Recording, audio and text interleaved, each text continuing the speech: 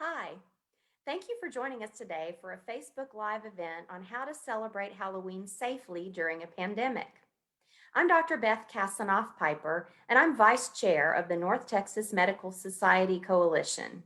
We're a group of over 11,000 physicians across multiple counties in North Texas whose collective goal is to educate the community on the science-based recommendations regarding COVID-19. I'm happy to have with us today two outstanding family physicians to answer questions about how to help our kids celebrate Halloween safely. Dr. Valerie Kazmierski is a Texas A&M graduate who's practiced family medicine in Frisco for over 15 years. And Dr. Nilay Gandhi is a graduate of Baylor University and a fellow of the American Academy of Family Physicians who's practiced family medicine in North Texas since 2010. Thank you both for joining us today and sharing your recommendations with our viewers. Let's get the biggest question out of the way first. Should we be trick-or-treating or attending fall festivals this year? Well, I know it can be really hard to know how to celebrate this Halloween, but that doesn't necessarily mean we can't celebrate or it must be boring or lacking in any sort of way. But since the traditional trick-or-treating of going door to door and handing out candy violates the social distancing that we've been stressing, we can find alternative ways to deliver candy. Things like a candy chute or a candy zip line, so neighborhood kids can have a little extra distancing while getting their candy, are great ideas. But if you're like me and you're not that creative, you can simply just set up a table at the end of the lawn or driveway with grab and go goodie bags set out for kiddos to get their treats. And I think, the fall festivals, they're very popular. I know we always go to a couple every year, this time of year. But, I think this year with the way things are different, I think we have to rethink it a little bit for this year. So maybe, trying to avoid traveling to a rural area, not in your community, just really to lower the risk of spread, and maybe look at a local pumpkin patch, of course, wearing your mask and distancing, but, going to a local pumpkin patch can actually be a lot of fun as well. And you support your local community instead.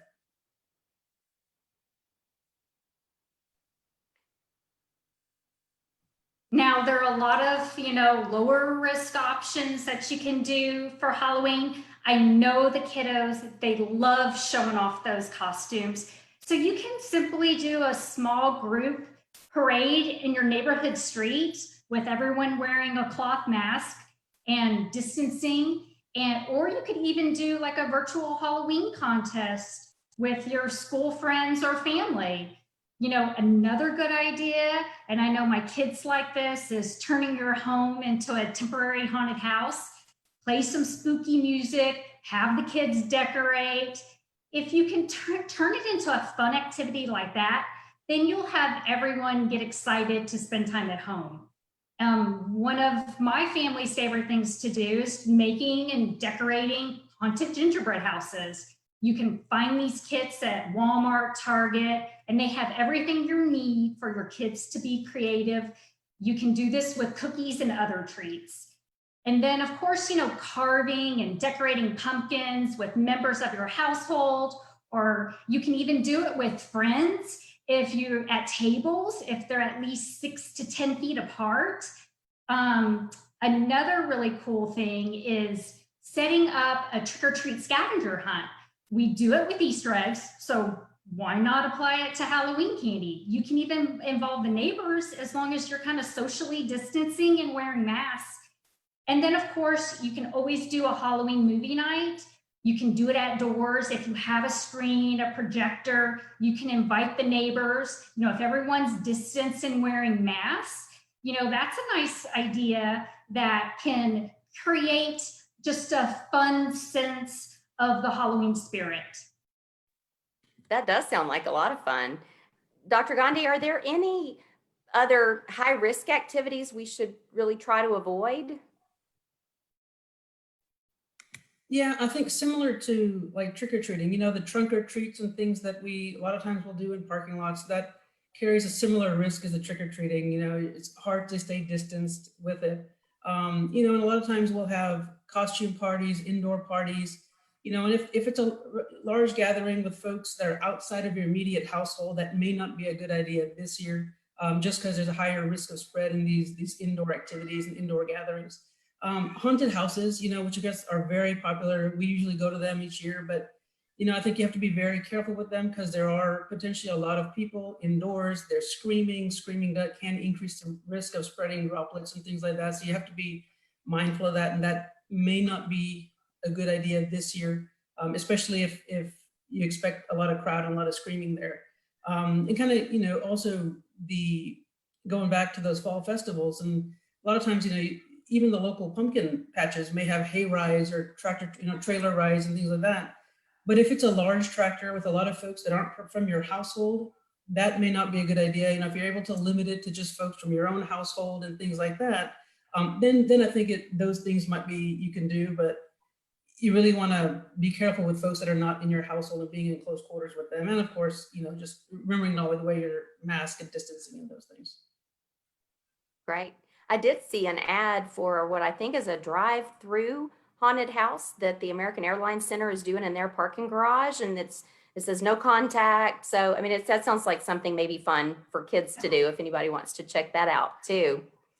I know a lot of people seem to be especially concerned about germs on surfaces. And, we as physicians know that the risk for contracting COVID-19 is much greater with person-to-person transmission through respiratory droplets than on surfaces. But should parents be wiping down the candy their kids bring home or put the candy in quarantine for 72 hours before letting them eat it?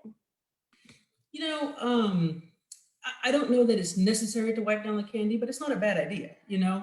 Wiping it down is pretty straightforward and it's easy to do. I don't know that quarantine is necessary. I think you'd have a lot of unhappy kids if they had to wait 72 hours for the candy. But I don't know that it adds too much benefit to it. But definitely, I think wiping it down, important things, when the kids are out and about, make sure they're washing their hands before they eat, make sure they're not eating while they're, if they're out in a local, just maybe a household trick or treat or something you guys are doing, make sure they're not eating while they're trick or treating and getting their candy, just so they don't pass germs on that way. Right. What are some other tips that we should keep in mind? The main thing is use the hand sanitizer regularly. Try to avoid touching your face. Definitely wear a mask if you're participating in any Halloween activities with those other than the people living in your home, and avoid using alcohol and drugs.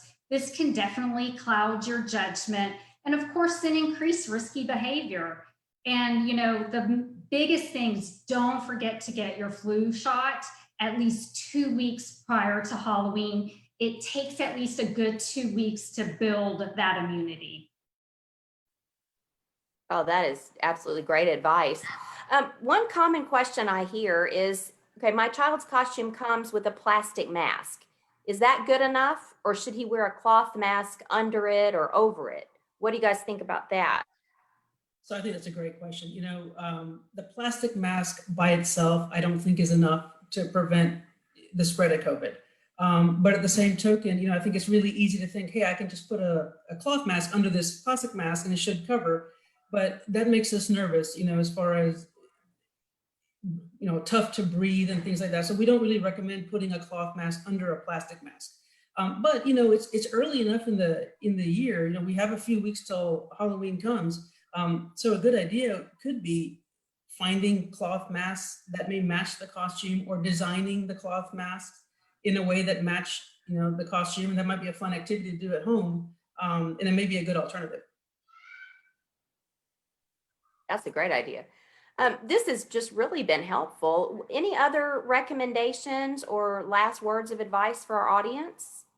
The main thing is try to avoid crowded streets, avoid large crowds.